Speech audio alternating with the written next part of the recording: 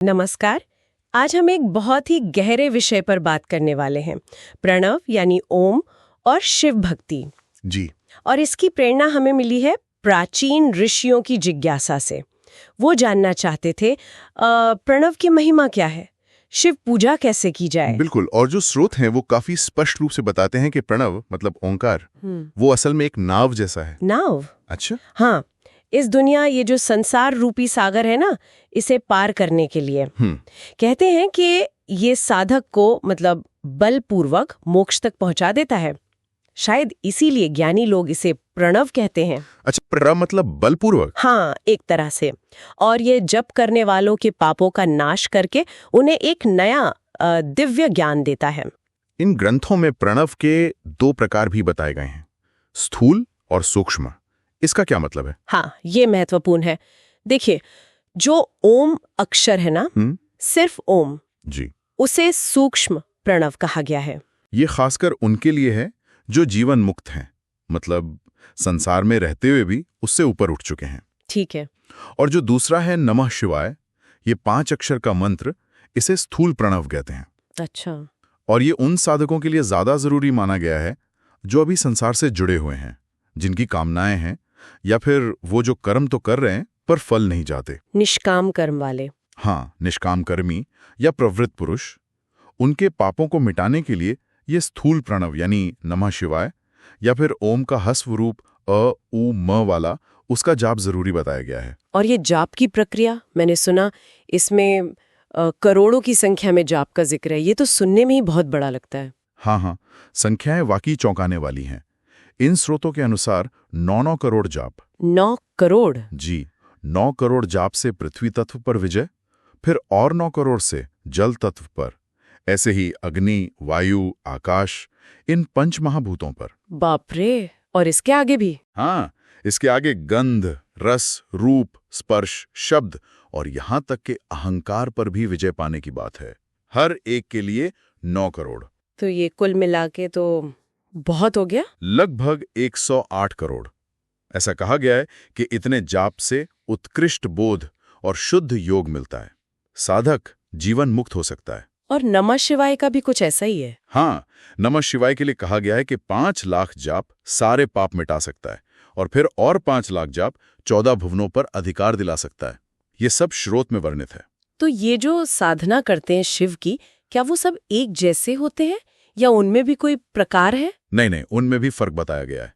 मुख्य रूप से 3 तरह के शिव योगी बताए गए हैं। अच्छा, कौन कौन से? पहले हैं क्रिया योगी। ये वो हैं जो पूजा की पूरी सामग्री वगैरह जुटाकर विधि विधान से पूजन करते हैं। ठीक है। दूसरे हैं तपो योगी। इनका जोर तप पर होता है, कम खाना, इंद्रियों को वश में रखना, तपस्या करना। और तीसरे हैं जप योगी।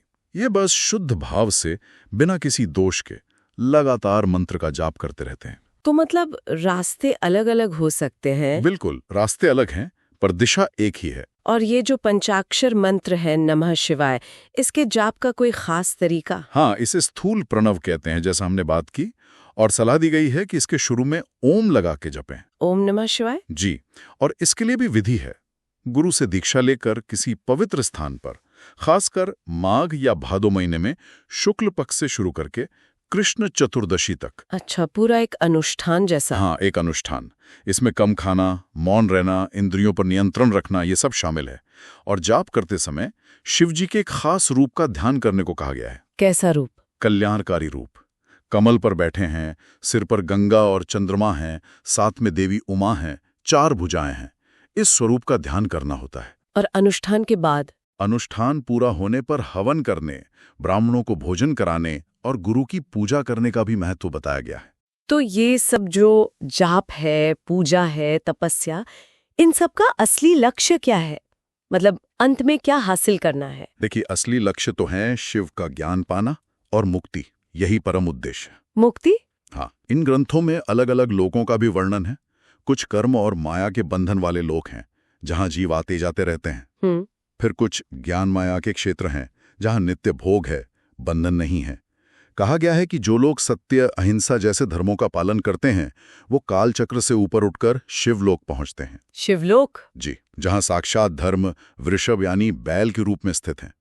लेकिन सबसे ऊंची बात जो कही गई है वो है शिव ज्ञान से अपने ही आत्मस्वरूप को जानना।